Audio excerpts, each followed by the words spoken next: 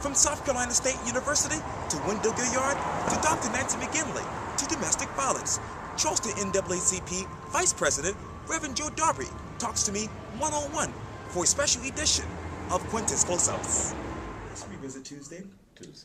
You know, the news, big news, came down from Columbia, from the Higher Education and Technical Colleges. Yeah. Okay. The Higher Education Technical Colleges Subcommittee, and they voted for wanted to close South Carolina State for one fiscal year, starting July 1st and ending in the fall of 2017.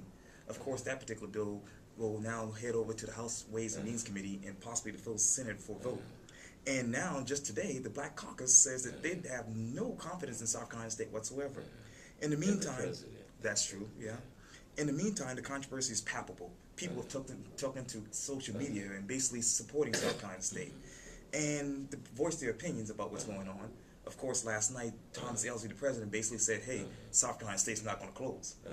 Tell me, because you went to South Carolina State for a while, what is it like to hear all of this? It is outrageous. It is insulting. I think that the idea of three people who have zero ties to the school, who voted to close it when the one person with ties to the school did not, shows that that decision was arrogant, ill-conceived, tone-deaf, bigoted, and ignorant. President Elsie also said to the students during the press conference that he would not fail them. Fail them. He's not been there long as president. But I have to ask this.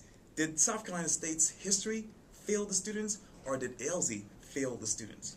South Carolina State has never been fully funded, and that's a part of the problem. There are two land-grant colleges in South Carolina, Clemson and SC State. Right. Clemson was created under the first Morrill Land Act with serious money. State was created under the second Morrill Land Act, which was really a separate but equal justifying afterthought. And the legislature has always been very thin about the money they put into that school. That has become critical. I won't say the state is without its faults. It's had its problems. Right. But it's almost like the thing that led to the Corridor Shame lawsuit, where some public schools are not funded. This could lead to a lawsuit as well. Wow. Let's move from Orangeburg to Charleston, where never controversy is brewing. Always. Yeah. As you know, Wendell Gilliard basically sponsored a resolution to rename a portion of the Ravenel Bridge after the Sweetgrass Basket Makers, and that has really taken off as far as controversy is concerned. Yeah. You have Larry Grooms, a state senator, basically saying, hey, I'm going to kill this bill in the Transportation Committee. You have Jim Merrill, a state representative, basically saying, hey, we're focused on more real issues. And Wendell Gilliard has basically told the Post and Courier that he's a uniter, not a divider. As we sit here right now, what do you think Wendell really has to do to really unite a divided House and Senate? I don't know if they'll unite around him. I understand his proposal, which would be from one foot of the bridge to the other foot of the bridge would be the Sweetgrass Basket Parkway. Right. The bridge span would still be the Ravenel Bridge.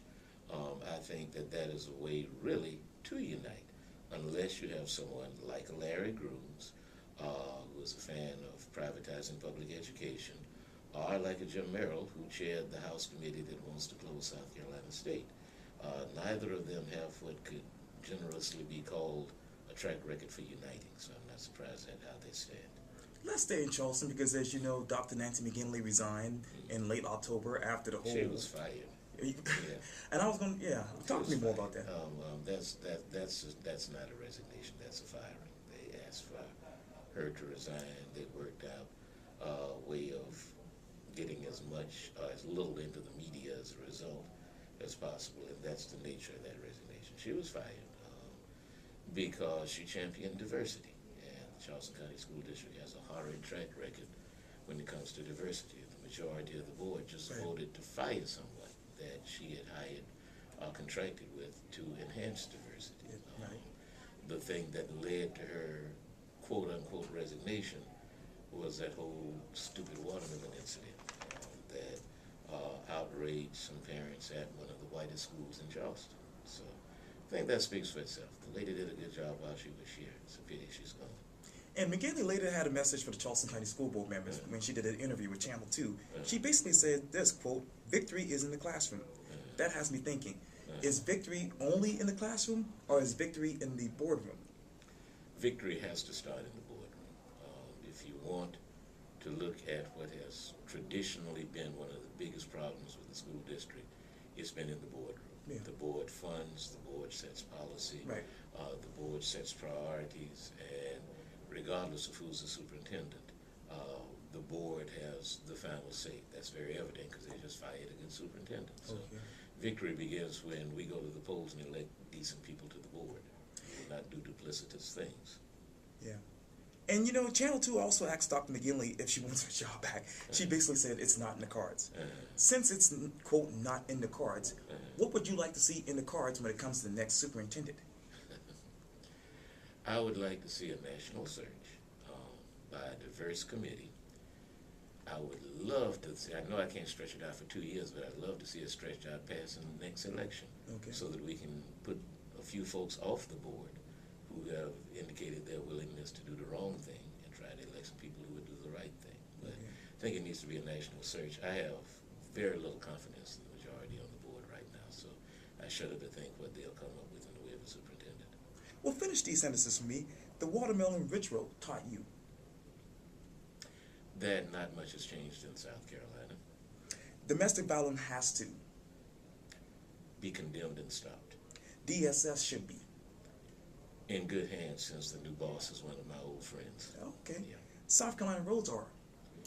In atrocious shape, and if we had a good governor, that wouldn't be the case. Uber will be.